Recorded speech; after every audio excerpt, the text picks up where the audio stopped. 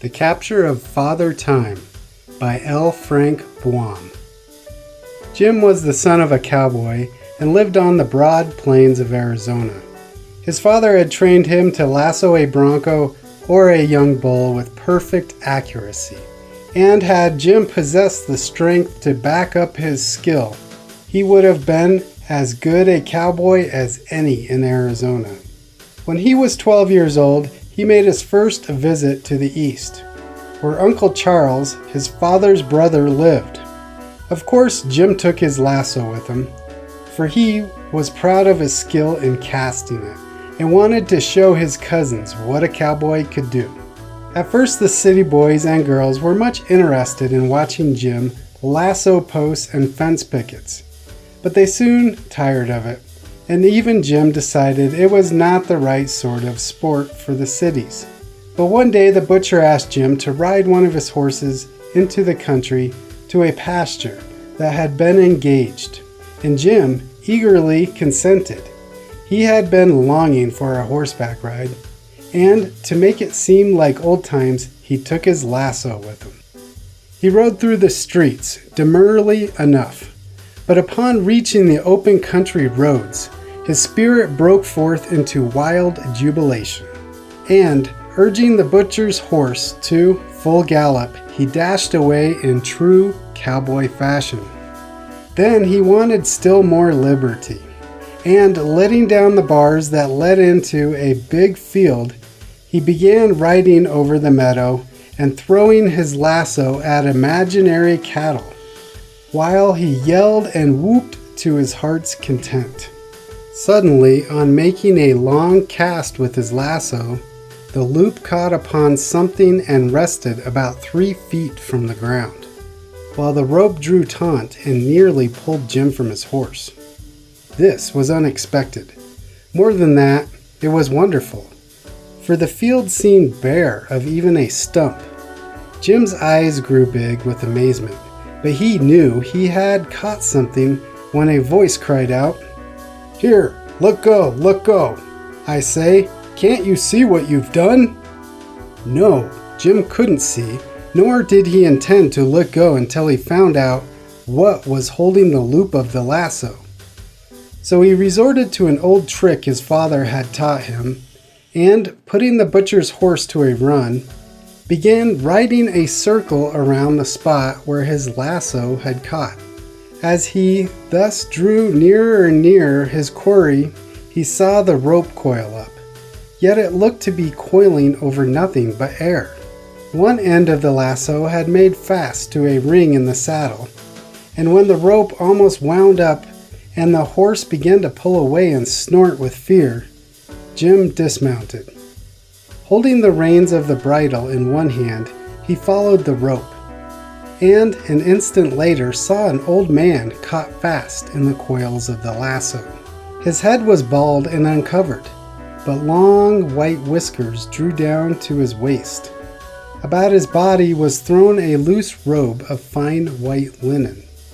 In one hand he bore a great sickle, and beneath the other arm he carried an hourglass. While Jim gazed wonderingly upon him, this vulnerable old man spoke in an angry voice. "Now then, get that rope off as fast as you can. You've brought everything on the earth to a standstill by your foolishness." "Well, what are you staring at? Don't you know who I am?" "No," said Jim stupidly. "Well, I'm Father Time. Now make haste and set me free if you want the world to run properly."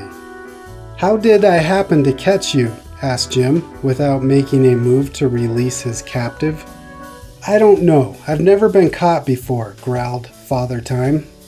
"But I suppose it was because you were foolishly throwing your lasso at nothing."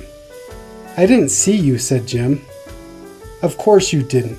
I'm invisible to the eyes of human beings, unless they get within 3 feet of me, and I take care to keep more than that distance away from them.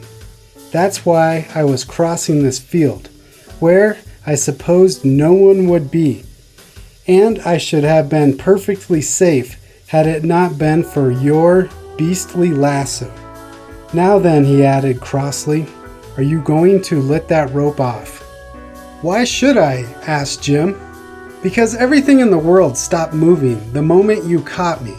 I don't suppose you want to make an end of all business and pleasure, and war and love, and misery and ambition, and everything else, do you? Not a watch has ticked since you tied me up here like a mummy. Jim laughed. It was really funny to see the old man wound round and round with coils of rope from his knees up to his chin. It'll do you good to rest, said the boy. From all I've heard, you lead a rather busy life. Indeed I do, replied Father Time with a sigh. I'm due in Kamchatka this very minute, and to think one small boy is upsetting all my regular habits. Too bad, said Jim with a grin. But since the world has stopped anyhow, it won't matter if it takes a little longer to recess. As soon as I let you go, time will fly again. Where are your wings? I haven't any, answered the old man. That is a story cooked up by someone who never saw me. As a matter of fact, I move rather slowly. I see. You take your time, remarked the boy. What do you use that sickle for? To mow down the people, said the ancient one. Every time I swing my sickle, someone dies. Then I ought to win a life-saving medal by keeping you tied up, said Jim. Some folks will live this much longer. But they won't know it, said Father Time, with a sad smile. So it will do them no good. You may as well untie me at once. No, said Jim, with a determined air. I may never capture you again, so I'll hold you for a while and see how the world wags without you. Then he swung the old man, bound as he was, upon the back of the butcher's horse, and, getting into the saddle himself, started back towards town, one hand holding his prisoner and the other guiding his rails. When he reached the road, his eyes fell on a strange tableau. A horse and buggy stood in the middle of the road, the horse in the act of trotting, with his head held high and 2 legs in the air, but perfectly motionless. In the buggy, a man and a woman were seated, but they had been turned into stone. They could not have been more still and stiff. There's no time for them, sighed the old man. Won't you let me go now? Not yet, replied the boy. He rode on until he reached the city, where all the people stood in exactly the same positions they were in when Jim lassoed Father Time. Stopping in the front of a big dry goods store, the boy hitched his horse and went in. The clerks were measuring out goods and showing patterns to the rows of customers in front of them. But everyone seemed suddenly to have become a statue.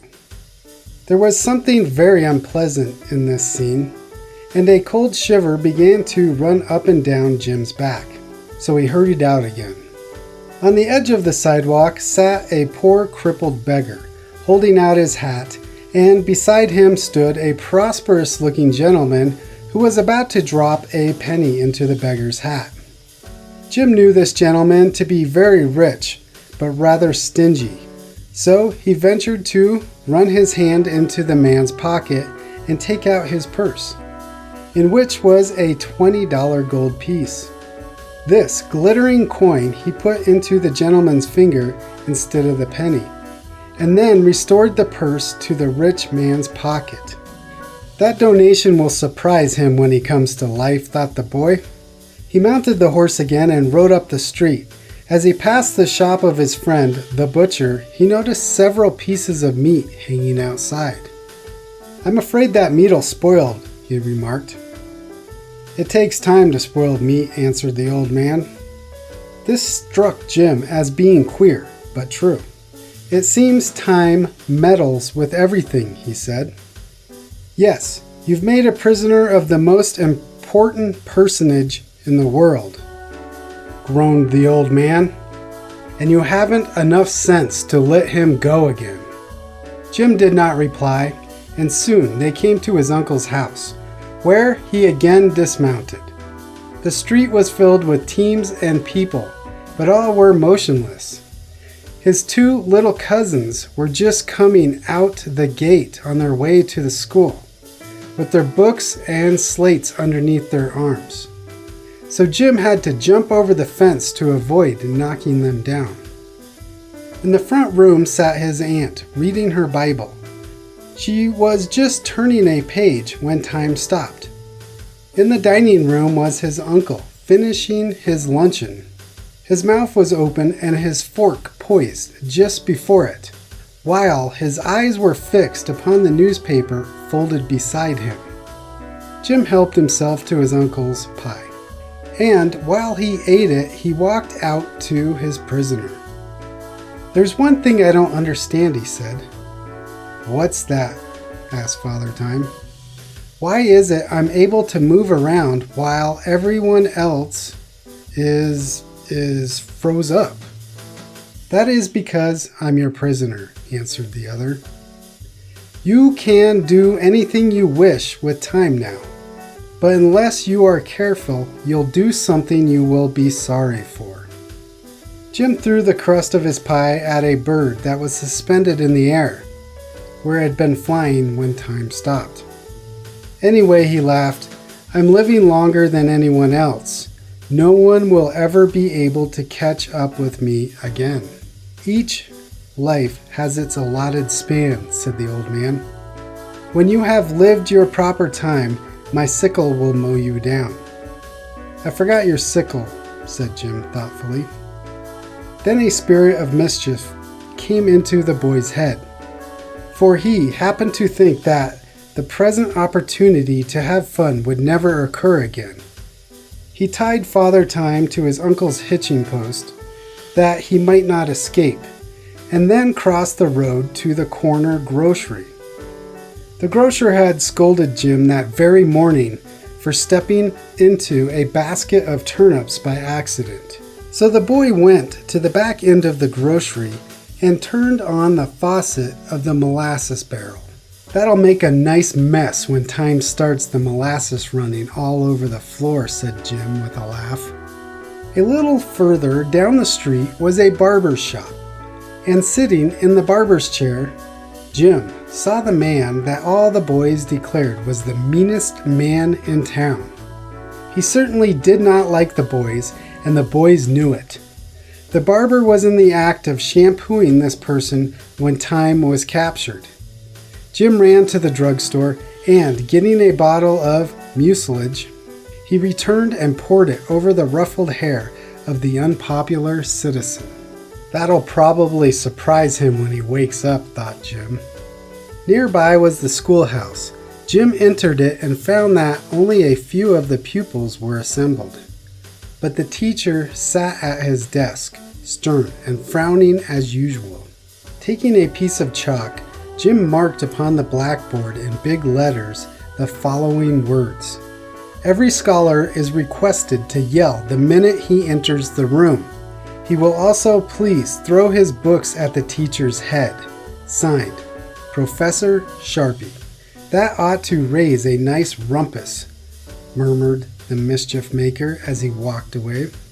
On the corner stood Policeman Mulligan, talking with old Miss Scrapple, the worst gossip in town, who always delighted in saying something disagreeable about her neighbors. Jim thought this opportunity was too good to lose, so he took off the policeman's cap and brass-buttoned coat and put them on Miss Scrapple, while the lady's feathered and ribboned hat he placed jauntily upon the policeman's head. The effect was so comical that the boy laughed aloud, and as a good many people were standing near the corner, Jim decided that Miss Scrapple and Officer Mulligan would create a sensation when time started upon his travels. Then the young cowboy remembered his prisoner, and walking back to the hitching post, he came within 3 feet of it and saw Father Time still standing patiently within the toils of the lasso. He looked angry and annoyed, however, and growled, "Well, when do you intend to release me?" "I've been thinking about that ugly sickle of yours," said Jim. "What about it?" asked Father Time. Perhaps if I let you go, you'll swing it at me the first thing, to be revenged, replied the boy. Father Time gave him a severe look, but said, I've known boys for thousands of years, and of course I know they're mischievous and reckless. But I like boys, because they grow up to be men and people, my world. Now, if a man had caught me by accident, as you did, I could have scared him into letting me go instantly. But boys are harder to scare. I don't know as I blame you, but I was a boy myself long ago, when the world was new. But surely you've had enough fun with me by this time, and now I hope you'll show the respect that is due to old age. Let me go, and in return I'll promise to forget about my capture. The incident won't do much harm anyway, for no one will ever know that time has halted the last 3 hours or so. All right, said Jim cheerfully. Since you've promised not to mow me down, I'll let you go. But he had a notion some people in town would suspect time had stopped when they returned to life. He carefully unwound the rope from the old man, who, when he was free, at once shouldered his sickle, rearranged his white robe, and nodded farewell.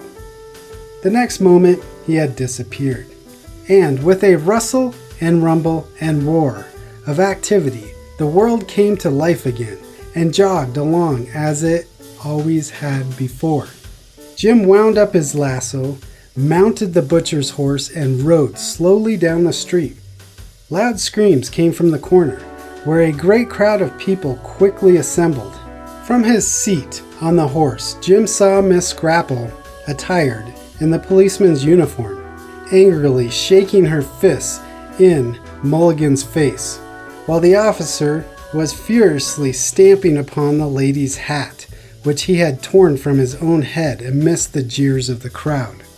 As he rode past the schoolhouse, he heard a tremendous chorus of yells and knew Professor Sharpie was having a hard time to quell the riot caused by the sign on the blackboard. Through the window of the barber shop, he saw the mean man frantically belaboring the barber with a hairbrush, while his hair stood up stiff as bayonets in all directions. And the grocer ran out of his door and yelled, "Fire!" while his shoes left a track of molasses wherever he stepped. Jim's heart was filled with joy. He was fairly reveling in the excitement he had caused when someone caught his leg and pulled him from the horse. "What are you doing here, you rascal?" cried the butcher angrily. "Didn't you promise to put that beast into Plimpton's pasture? And now I find you riding that poor nag around like a gentleman, leisure?" "That's a fact," said Jim with surprise. "I clean forgot about the horse." This story should teach us the supreme importance of time and the folly of trying to stop it. For should you succeed, as Jim did, in bringing time to a standstill, the world would soon become a dreary place and life decidedly unpleasant. The Capture of Father Time by L. Frank Baum.